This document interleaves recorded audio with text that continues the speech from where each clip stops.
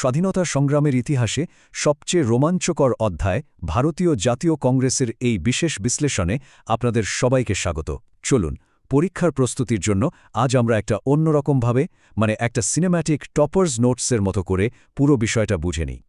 এটাকে একটা শুকনো বোরিং ইতিহাসের ক্লাস হিসেবে ভাবার কোনো কারণ নেই, বরং ভাবুন এটা একটা দারুণ উত্তেজনার গল্প যা তৈরি হয়েছে একদম খাঁটি ঐতিহাসিক তথ্যের উপর ভিত্তি করে। তো চলুন শুরু করা যাক। গল্পের প্রথম পর্বে আমরা দেখব ঠিক কি এমন পরিস্থিতি তৈরি হয়েছিল ১৯ শতকের শেষের দিকে, যার ফলে এই ক্রমবর্ধমান জাতীয়তাবাদের আগুন থেকে কংগ্রেসের মতো একটা সংগঠনের জন্ম হল।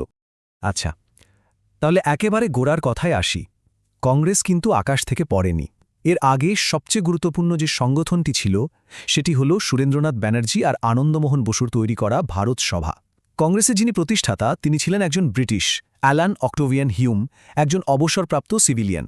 তবে মজার ব্যাপার হলো প্রথমে এর নাম কিন্তু ছিল ইন্ডিয়ান ন্যাশনাল ইউনিয়ন। পরে দাদাভাই নওরুজির পরামর্শে এর নাম বদলে রাখা হয় ইন্ডিয়ান ন্যাশনাল কংগ্রেস। কংগ্রেস ঠিক কেন তৈরি হয়েছিল এটা নিয়ে কিন্তু একটা দারুণ বিতর্ক আছে। দুটো একদম উল্টো থিওরি। লালা লাজপত রায়ের সেফটি ভাল্ভ তত্ত্ব বলছে এটা আসলে ব্রিটিশদেরই একটা চাল ছিল। ভারতীয়দের মনে যে ক্ষোভ জমছে সেটাকে একটা নিয়ন্ত্রিত চ্যানেলে বের করে দেওয়া, যাতে বড় কোনো বিদ্রোহ না হয় আর ব্রিটিশ সাম্রাজ্য সেফ থাকে। অন্যদিকে গোপালকৃষ্ণ গোখলের লাইটনিং কন্ডাক্টর তত্ত্ব বলছে ব্যাপারটা ঠিক উল্টো। ভারতীয় নেতারাই হিউমের মতো একজন ব্রিটিশকে সামনে রেখেছিলেন যাতে ব্রিটিশ সরকারের রোষের হাত থেকে নিজেদের আন্দোলনকে বাঁচানো যায়। মানে কংগ্রেস ছিল জাতীয়তাবাদীদের জন্য একটা বর্মের মতো। চলুন এবার পরের অংশে যাই। দেখা যাক এই সবকিছু শুরু হলো কিভাবে। কংগ্রেসের সেই প্রথম বৈঠক, যা ছিল একটা ঐতিহাসিক মুহূর্ত, তার খুঁটিনাটি জেনে নেওয়া যাক। পরীক্ষার জন্য এই তথ্যগুলো কিন্তু একদম হটকেক। তারিখটা ছিল 1885 সালের 28শে ডিসেম্বর। জায়গাটা ছিল বোম্বাইয়ের গোকুলদাস তেজপাল সংস্কৃত কলেজ। ভাবতে পারেন, সারা ভারত থেকে মাত্র ৭২ জন প্রতিনিধি সেদিন যোগ দিয়েছিলেন। আর এই ঐতিহাসিক সভার সভাপতিত্ব করেছিলেন বিখ্যাত আইনজীবী উমেশচন্দ্র বন্দ্যোপাধ্যায়। এখানে দুটো খুব ইন্টারেস্টিং ব্যাপার আছে কিন্তু।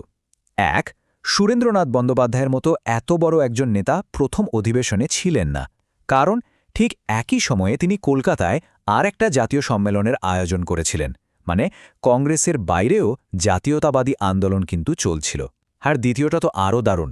1890 সালে কাদম্বিনী গাঙ্গুলি, কলকাতা বিশ্ববিদ্যালয়ের প্রথম মহিলা গ্র্যাজুয়েট, কংগ্রেসের মঞ্চ থেকে ভাষণ দেন। এটা ছিল জাতীয় আন্দোলনে নারীদের অংশগ্রহণের পথে একটা বিরাট পদক্ষেপ। এবার চলুন এক ঝলকে দেখে নিই কংগ্রেসের সেই সব আইকনিক মুখগুলোকে, মানে সেই সব সভাপতিদের যাদের নাম থেকে প্রতিযোগিতামূলক পরীক্ষাগুলোতে প্রায় প্রশ্ন আসে। শুরু করছি একেবারে প্রথম জন দিয়ে, উমেশচন্দ্র বন্দ্যোপাধ্যায়, যিনি 1885 সালের বোম্বাই অধিবেশনে প্রথম সভাপতিত্ব করেন। এরপর বদরুদ্দিন তায়াবজি, তিনি 1887 সালের মাদ্রাজ অধিবেশনে প্রথম মুসলিম সভাপতি হিসেবে দায়িত্ব নেন। তার সভাপতিত্ব এটা প্রমাণ করেছিল যে কংগ্রেস সত্যি একটা সর্বভারতীয় মঞ্চ হতে চায়। আর প্রথম অভারতীয় বা ইউরোপীয় সভাপতি ছিলেন জর্জ ইউল, 1888 সালের এলাহাবাদ অধিবেশনে। তার সভাপতিত্ব এটাও দেখিয়েছিল যে কংগ্রেসের লড়াইটা ব্রিটিশ জনগণের বিরুদ্ধে নয়, ব্রিটিশ শাসনের বিরুদ্ধে। একটা বড় মাইলস্টোন ছিল 1917 সাল। সেবার কলকাতা অধিবেশনে অ্যানি বেস্যান্ট প্রথম মহিলা সভাপতি হিসেবে নির্বাচিত হন। তার হোমরুল আন্দোলনের জনপ্রিয়তা তখন তুঙ্গে, আর তিনি কংগ্রেসে একটা নতুন জোশ নিয়ে আসেন। তবে এখানে একটা ছোট্ট কিন্তু খুব গুরুত্বপূর্ণ পার্থক্য মনে রাখতে হবে। প্রথম ভারতীয় মহিলা সভাপতি কিন্তু ছিলেন সরোজিনী নাইডু, 1925 সালের কানপুর অধিবেশনে। ভারতের নাইটিঙ্গেল, এক অসাধারণ কবি আর বক্তা। আচ্ছা, একটা প্রশ্ন, মহাত্মা গান্ধী কতবার সভাপতি হয়েছিলেন? অনেকেই ভাববেন বেশ কয়েকবার, তাই না? কিন্তু আসল উত্তরটা শুনলে অবাক হবেন। মাত্র একবার। হ্যাঁ, শুধুমাত্র একবার, 1924 সালের বেলগাঁও অধিবেশনে। আচ্ছা, কংগ্রেস তো তৈরি হলো, কিন্তু তৎকালীন ব্রিটিশ শাসক বা অন্যান্য ভারতীয় নেতারা সবাই কি এটাকে একইভাবে দেখেছিল? একদমই না। চলুন দেখি কে কি বলেছিল। যেমন ধরুন ভাইসরয় লর্ড ডাফরিন, তিনি কংগ্রেসকে পাত্তাই দেননি। তিনি এটাকে ব্যঙ্গ করে বলেছিলেন একটি আণুবীক্ষণিক সংখ্যালঘিষ্ঠের প্রতিষ্ঠান। মানে তার মতে এই গুটি কয়েক শিক্ষিত লোকের সাথে সাধারণ ভারতীয়দের কোনো যোগই নেই। কিন্তু কয়েক বছর পরেই লর্ড কার্জনের সময় পরিস্থিতি পুরো ঘুরে গেল। কংগ্রেসের প্রভাব বাড়তে থাকায় ব্রিটিশরা রীতিমতোই চিন্তায় পড়ে যায়। কার্জনের এই কথাটা থেকেই বোঝা যায় ব্রিটিশরা কংগ্রেসকে কত বড় হুমকি ভাবতে শুরু করেছিল আর এই সংগঠনটাকে শেষ করে দিতে কতটা মরিয়া ছিল। তবে সমালোচনা কিন্তু শুধু ব্রিটিশদের কাছ থেকেই আসেনি। কংগ্রেসের ভেতরেই চরমপন্থী নেতারা নরমপন্থীদের আবেদন নিবেদনের নীতিকে একদমই পছন্দ করতেন না। লালা লাজপত রায়ের মতো নেতারা এই পদ্ধতিকে রাজনৈতিক ভিক্ষাবৃত্তি বলে কটাক্ষ করতেন। তারা চাইতেন আরও সরাসরি পদক্ষেপ। এবার আমরা চলে এসেছি সবচেয়ে গুরুত্বপূর্ণ অংশে, একটা মাস্টার স্ট্রোক টাইমলাইন, যেখান থেকে পরীক্ষায় সবচেয়ে বেশি প্রশ্ন আসে। রেডি তো? শুরুর দিকের অধিবেশনগুলো ছিল ভিত তৈরির সময়।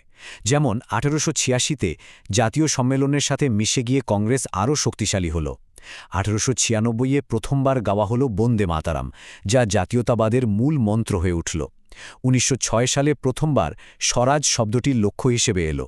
আর তারপরই 1907 সালের সেই বিখ্যাত সুরাট বিভেদ, যেখানে নরমপন্থী আর চরমপন্থীদের মধ্যে মতের অমিলের কারণে কংগ্রেসে প্রথমবার ভাঙন ধরে।